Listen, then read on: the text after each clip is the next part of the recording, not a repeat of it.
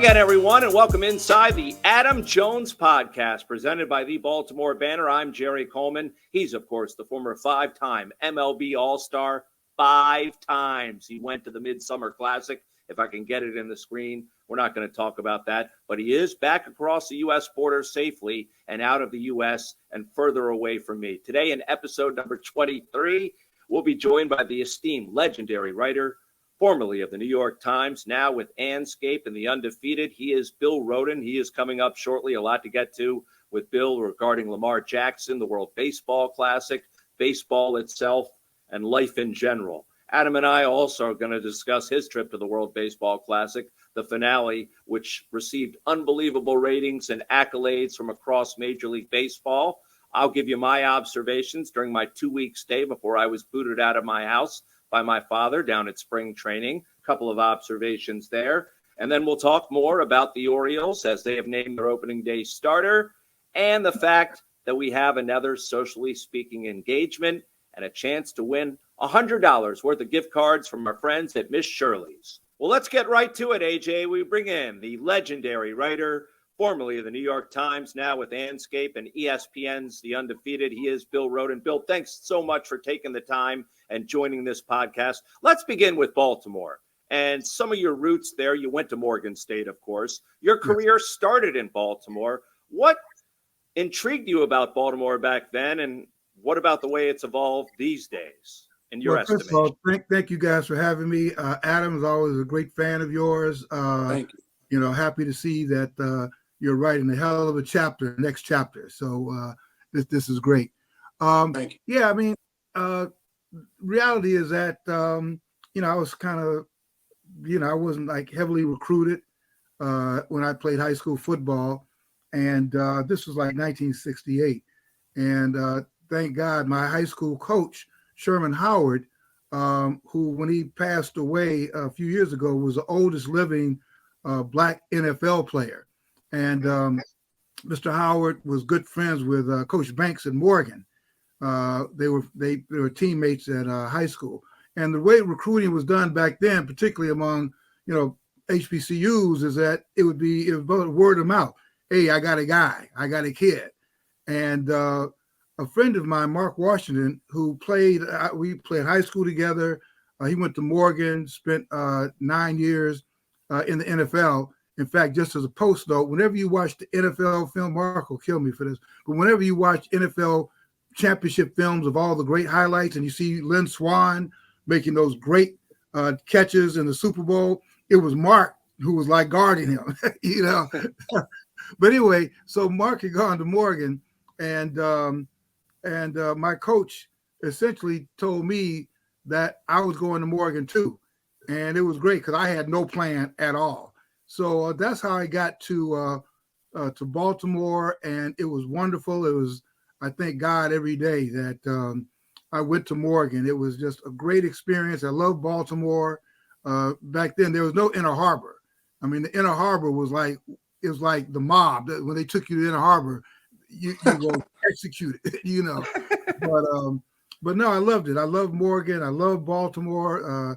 People love the Colts. I mean, Baltimore is just such a great sports city. They love the Colts. They love the Orioles. It was just amazing. And so I always developed, although I became a mercenary sports writer, eventually I had no fan. I always loved and respected how people felt about the Ravens. I mean, about football and the Colts.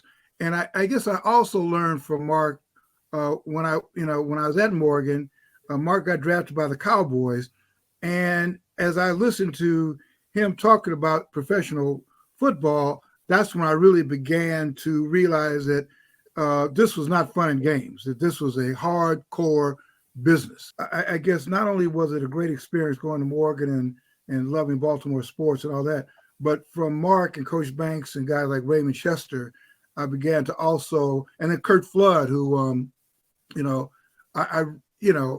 Kurt Flood, I really began to understand the business of sports and the business of football, which kind of leads me to Lamar Jackson.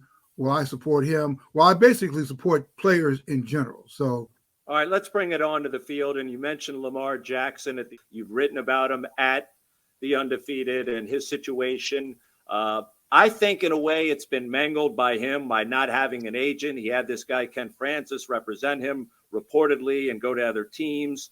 It is suspicious that a guy of this talent, and Adam and I have talked about this on past episodes, Bill, too many times, guy with this kind of resume has not been signed just yet. I can't put my finger on it except for the fact that maybe he doesn't have the right representation and isn't going about it the normal, natural way. Let me just say this about that, man. I don't care if Jesus was representing him. The NFL has made it very clear they are not going to give him a guaranteed contract. There was no clear. I don't care. I don't give a damn who was ready. It could be Moses. It could be Mary. We don't care who is there. We are not giving you what you want. So this whole idea, well, if you only had an agent, that would make it damn. It wouldn't matter who was representing them. This is a war. The NFL, and remember, Adam, like in your sport in baseball, if we were having this conversation in 1969, 1970, when Curt Flood did what? He waged war against Major League Baseball because we want to be free. We want to be free agents. And what do they say? We are going to crush you. The power staff said, no, we are not going to have free agency. We don't care what you said. And they made a martyr out of Curt Flood, others. So this is the same hill that they're dying on. They're saying, the NFL is saying, we're not going to have the tradition they've got in Major League Baseball or in hockey or in basketball with a guaranteed contract. No, and Lamar, you are going to, if you want to be a martyr, we're going to make a martyr. I don't care who you represent. What I'm waiting to see, and I do think race comes into this, not race, but racism comes into this. I'm waiting to see if Joe Burrow and his agent and Justin Herbert and his agent, if they say, no, we want a fully guaranteed contract, I guarantee you they're not going to let these two white kids, go into in the market like they're letting right now the Ravens. It's, to me, it is just so plain that this is collusion. Why else would they be so confident that we could let him out there talk about injury and all that? That's not it. It's not injury. It's because they're colluding and they're saying nobody's going to step forward to give this guy what he wants now. Well, that's going to be hard to prove. That's going to be difficult to prove. Remember, in baseball, they accused Major League Baseball of collusion. Major League Baseball never admitted it. They just turned around and gave the players a huge settlement. They never said that we did it, but they settled with them. They gave them a big settlement. You're not going to collude. You're not going to prove this. You're not going to prove it. But I guarantee you, they are not going to be so cavalier if two white stars, Justin Herbert or Joe Burrow, saying, okay, we're going to walk. And I guarantee you, the Bengals and the Chargers are not going to be as cavalier as the Ravens have been with Lamar, thinking that nobody's going to break ranks. Are you kidding me? That Herbert's out there and Burrow's out there, and the owners are not going to be able to contain themselves. They are not going to be able to stay in lockstep and not go out and get one of these guys or the kid or Justin Lawrence down in Jacksonville.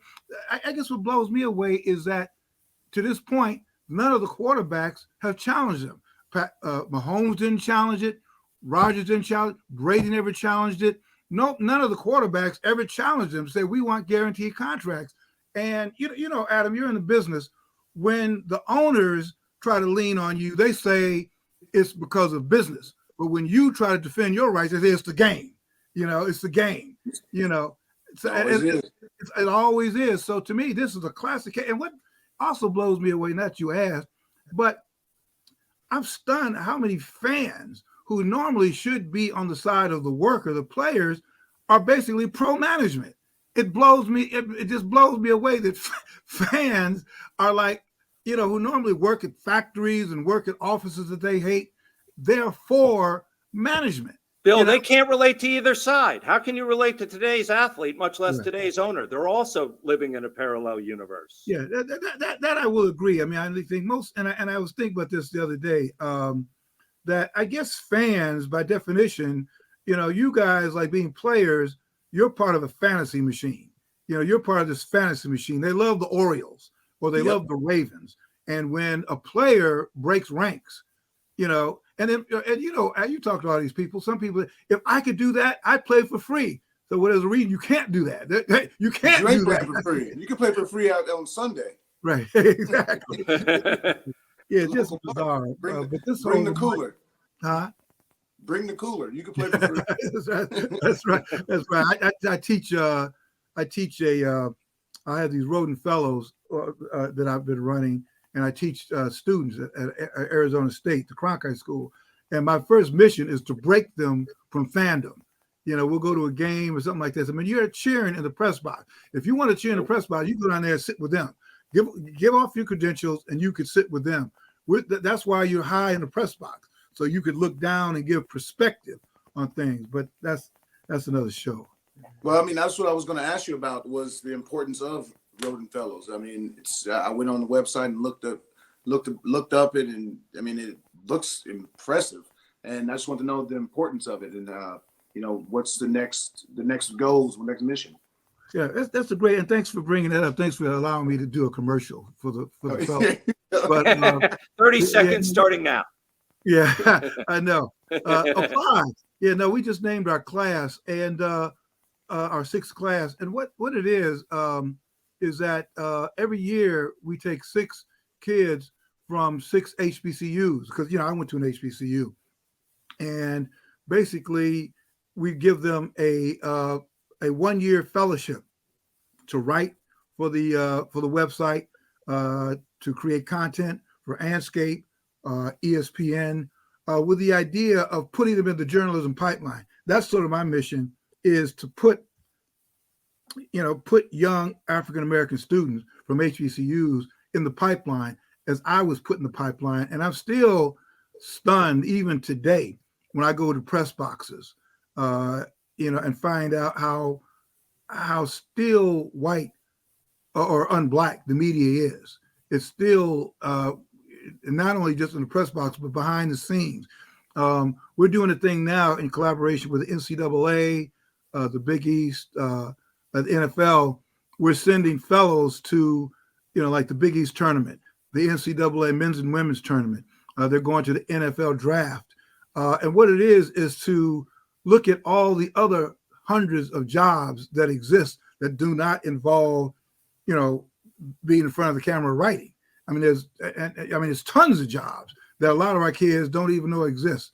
So yeah, but the fellowship is just really designed to put young people in the journalism pipeline.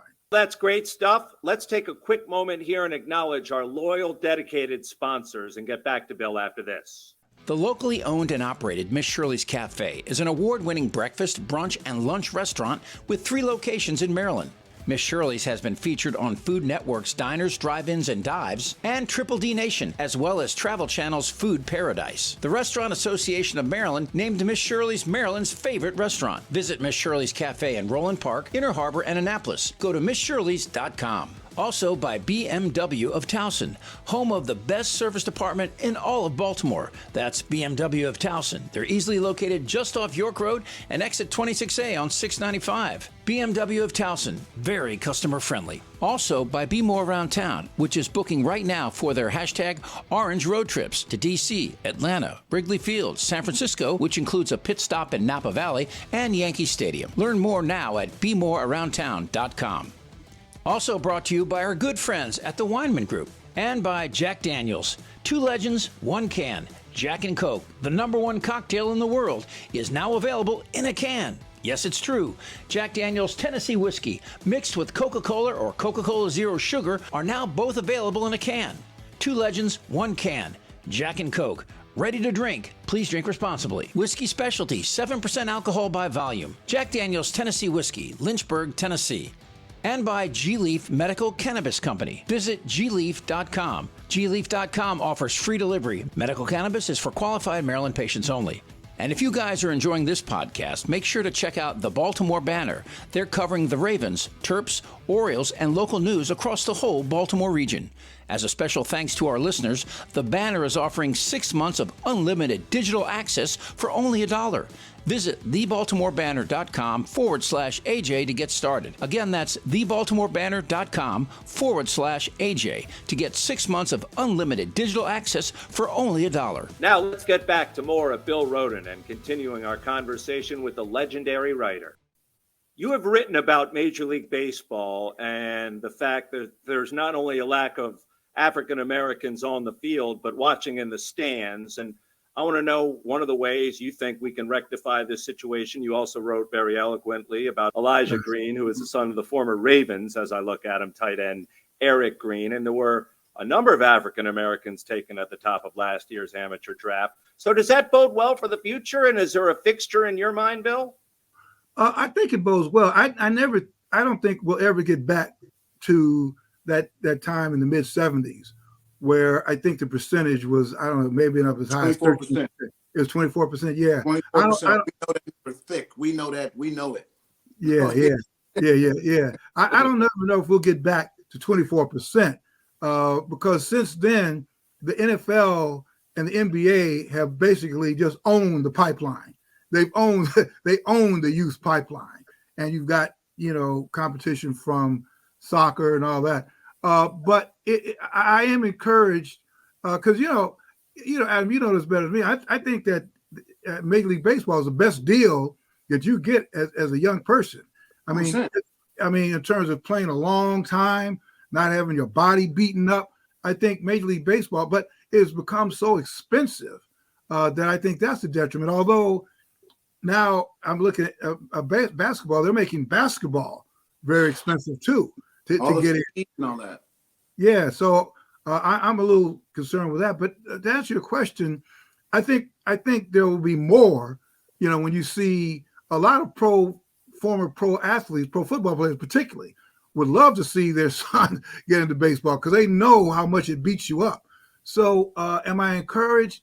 I am encouraged. Do I think it's going to get back to that 25%? No. I don't know, Adam. I mean, I know that you're asking me questions, but I know that you've been passionate about this.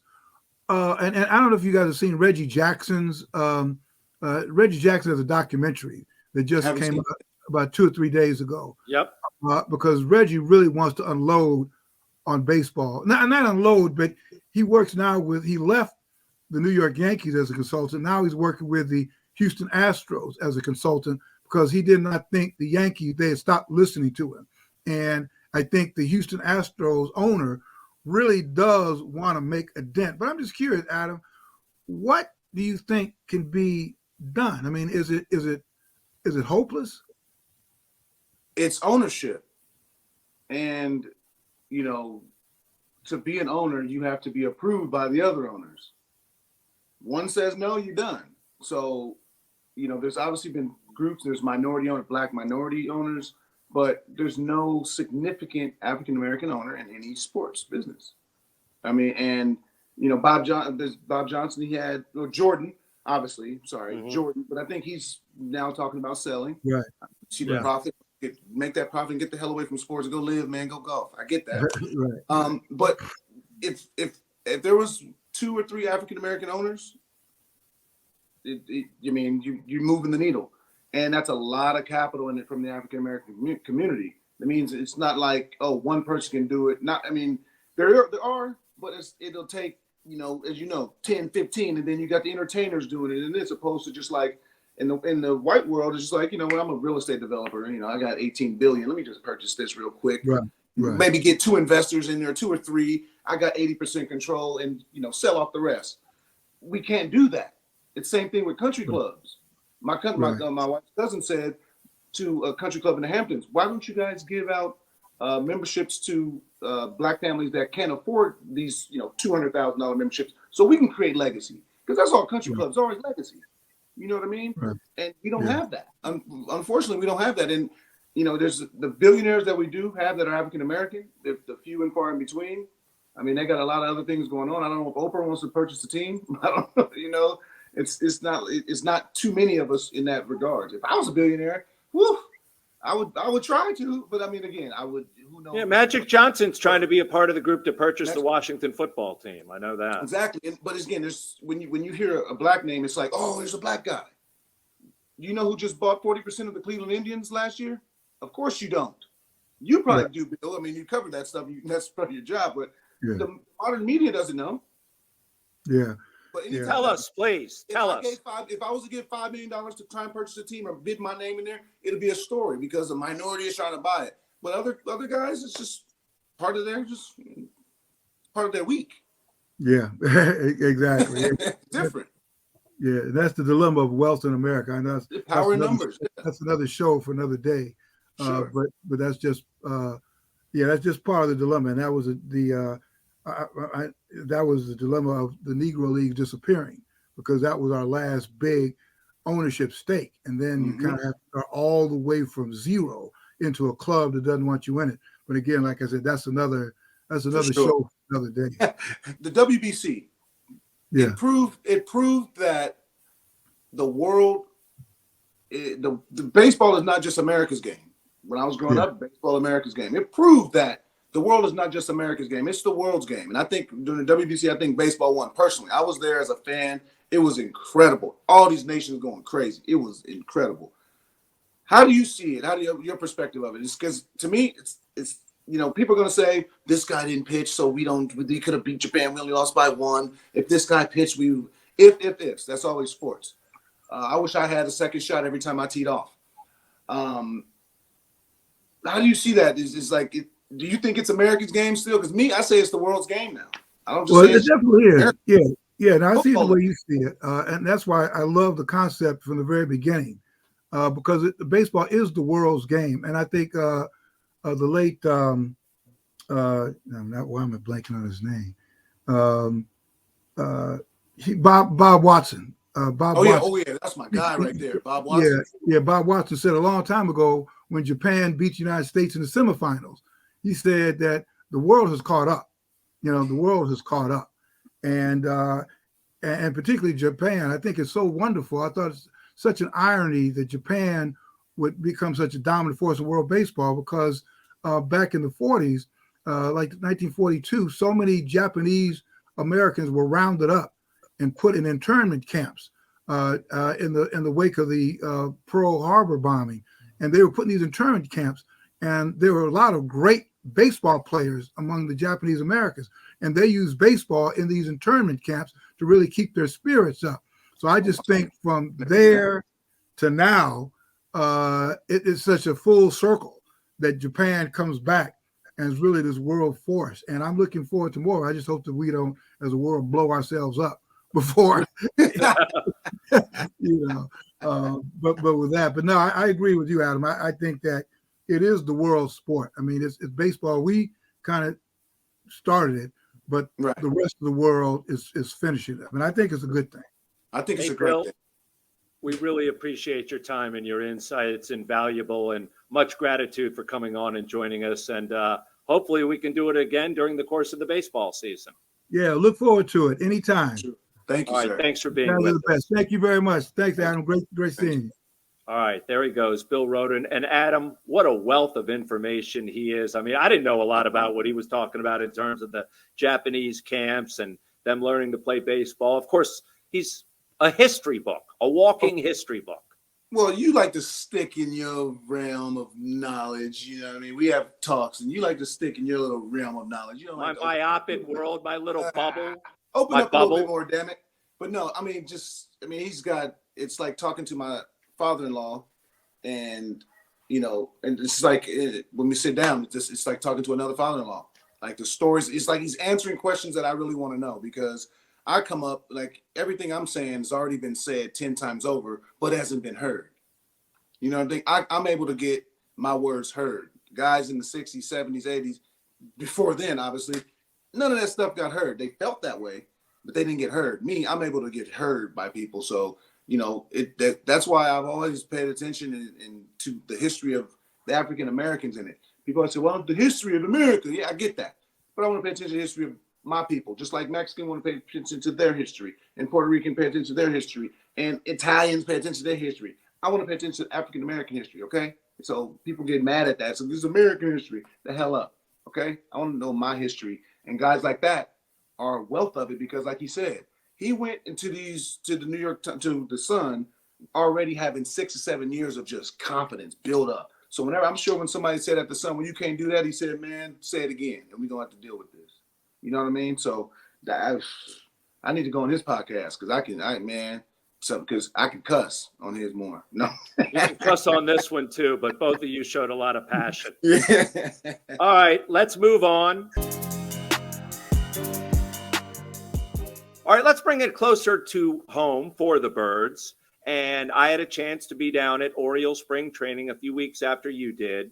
I was very impressed from what I saw from guys like Adley Rutschman, Heston Kjerstad, Gunners struggling a little bit, maybe putting a little bit too much pressure on himself. He is the odds-on favorite for Rookie of the Year. The great thing about the Orioles, though, as I look at them, is financially, if you're the owner, you're looking at the team on the field saying, wow, I got these guys under contract for a while, and I don't have to pay these guys for a while. So they're financially and in terms of the personnel in a very good situation right now. And I can't wait to see Heston Kjerstad at the major league level. But first things first, they have so many studs coming up on this team under contract for a long time, AJ. I mean, they've been labeled already as number one for minor leagues. So that means, and they already got, I mean, every position filled when they have to send guys down because they have so many prospects, so many guys ready that not everybody can play.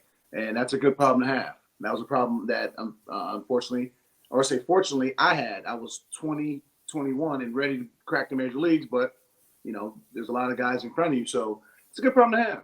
And Elias is doing a good job at it. Now, the thing is that I just hope that the players don't put pressure on themselves. Obviously, there's, you know, a lot more noise, a lot more media, a lot more articles written about the Orioles than in the last 4 or 5 years combined.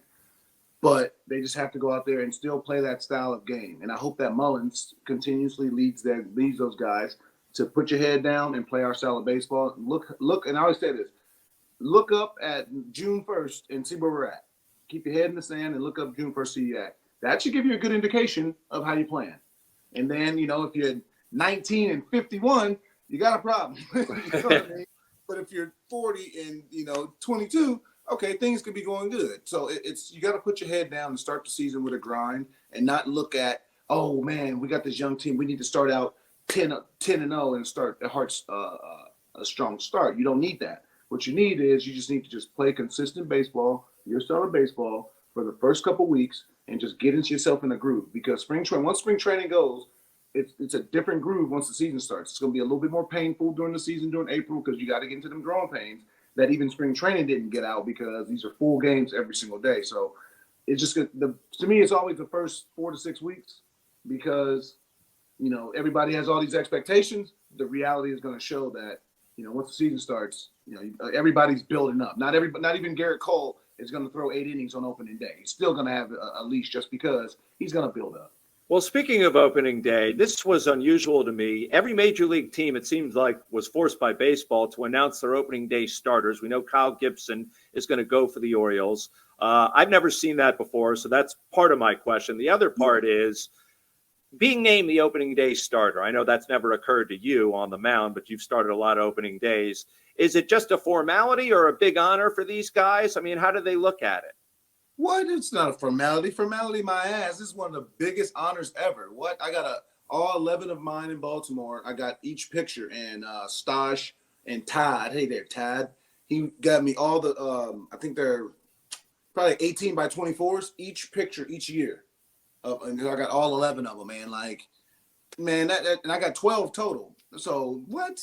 Take that from somebody. An opening day start, you can't take that from. I mean, Arrieta had a couple. Gosman had an opening day start. Tillman had one. Guthrie had a few.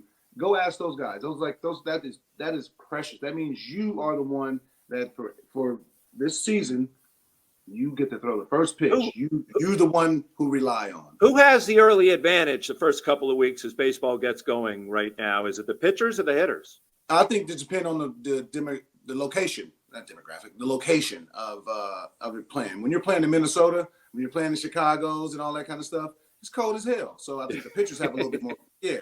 But when you start the season in San Diego, Arizona, watch out. It's an extension of spring training. So It all depends on where you start. When you start in the north, it always sucks, and pitchers bore those two seamers on your hand. I remember we had like 8 straight games, and we started Baltimore, then went to Detroit, and then New York, and it was just it didn't break 40 degrees for 8 straight days. And what you do is you try to just whatever pitches away, or that's when you sit on the breaking ball, is when it's cold.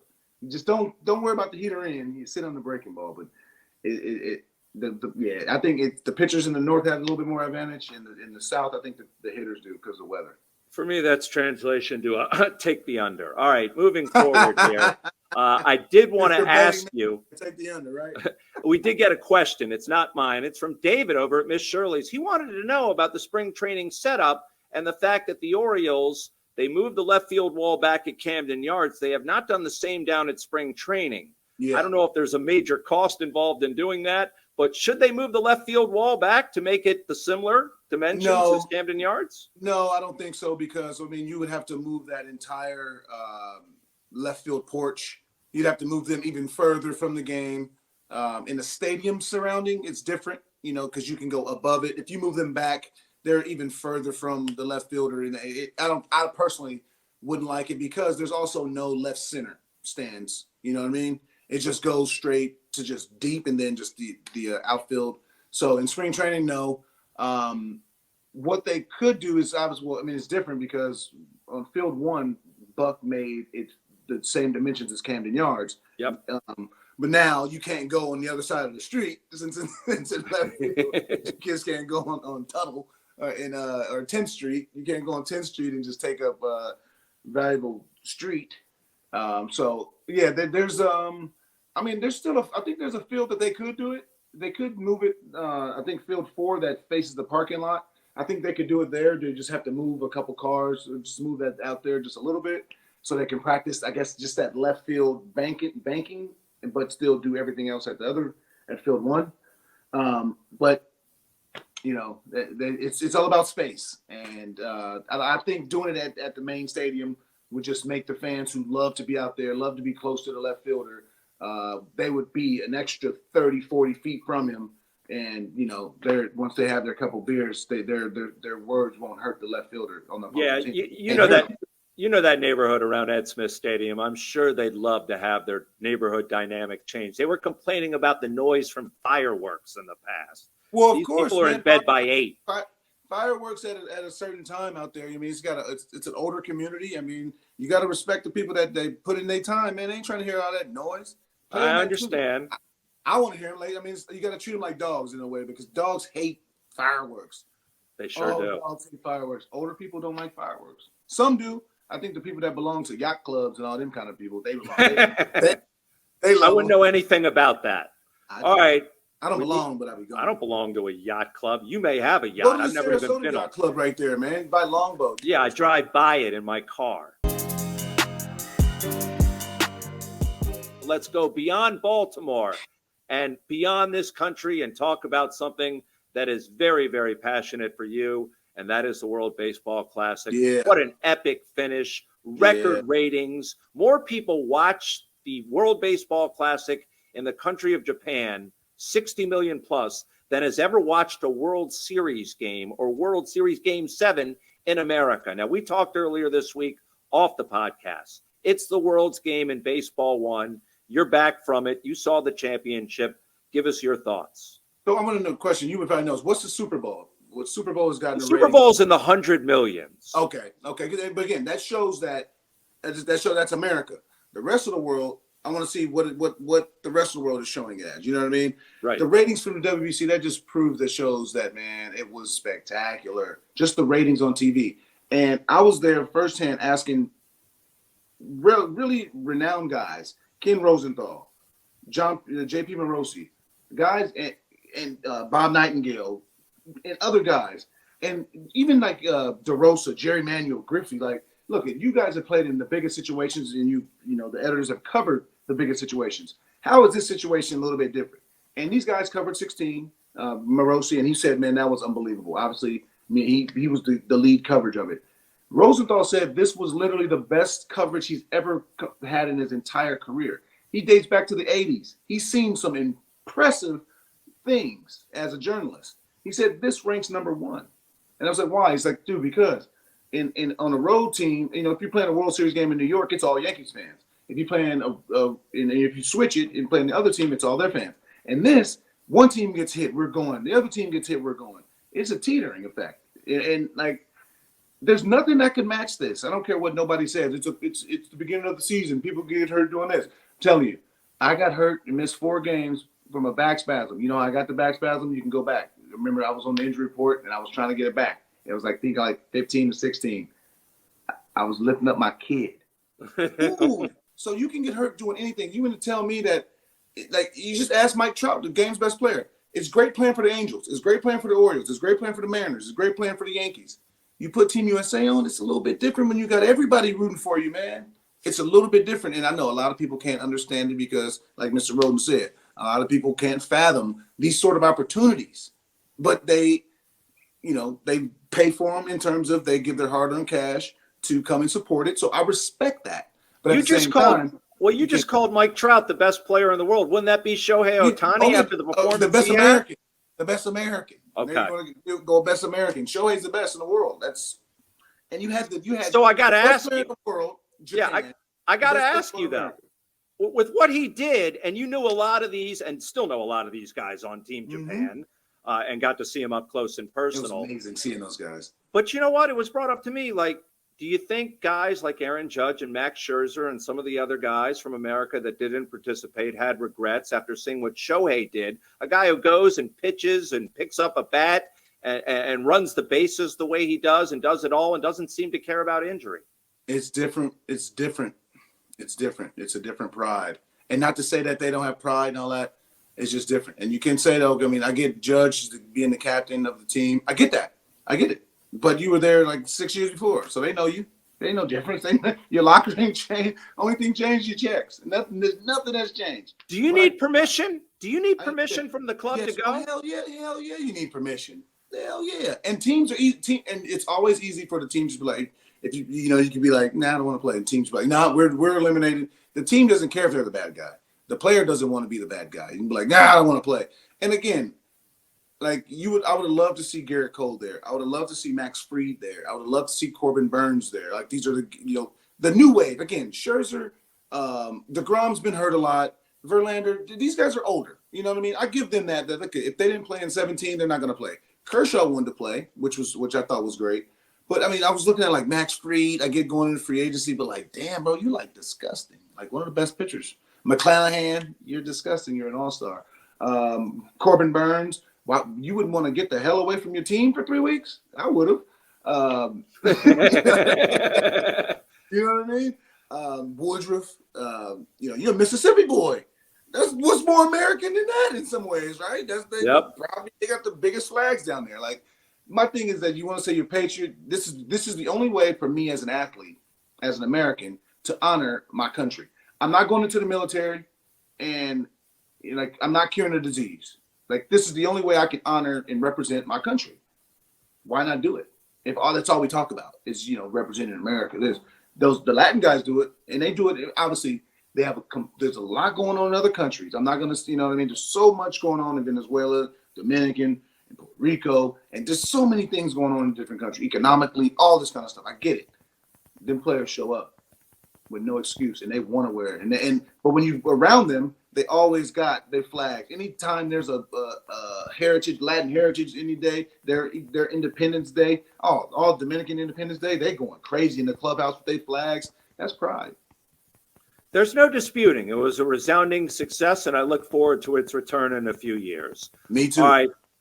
I know you do, as you are the ambassador, the global ambassador.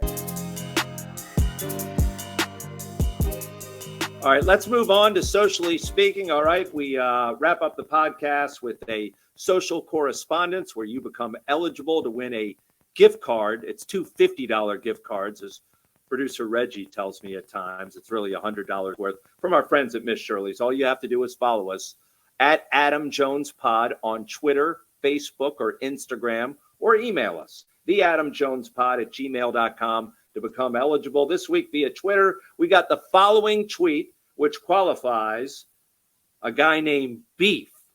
That's his nickname for Miss Shirley's gift card. We'll give that away. By the way, we're giving that away in episode number 24. So go out there, rate the podcast, send us evidence to qualify. But his username is allbfrank, #6. We got a DM from him on Twitter, and he rated the podcast 5 stars by writing to AJ, because I doubt he's talking about me here. I love the podcast, man. Huge fan. Met you way back at J Sports when I came in really early, not knowing there was an autograph signing with you that day. Oh, really? You didn't know?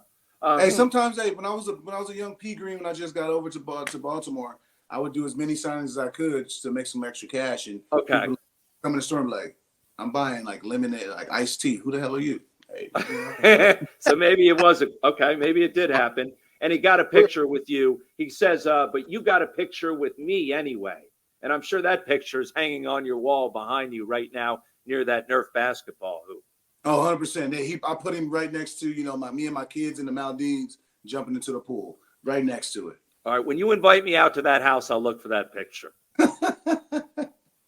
Keep the tweets, keep the emails coming, and keep the podcast rating as well. We want to thank you for enjoying this latest episode.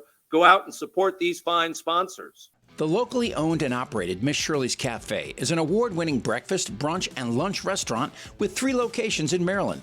Miss Shirley's has been featured on Food Network's Diners, Drive-Ins, and Dives, and Triple D Nation, as well as Travel Channel's Food Paradise. The Restaurant Association of Maryland named Miss Shirley's Maryland's favorite restaurant. Visit Miss Shirley's Cafe in Roland Park, Inner Harbor, and Annapolis. Go to MissShirley's.com. Also by BMW of Towson, home of the best service department in all of Baltimore. That's BMW of Towson. They're easily located just off York Road and exit 26A on 695. BMW of Towson, very customer friendly. Also by Be More Around Town, which is booking right now for their #Orange road trips to DC, Atlanta, Wrigley Field, San Francisco, which includes a pit stop in Napa Valley, and Yankee Stadium. Learn more now at BeMoreAroundTown.com.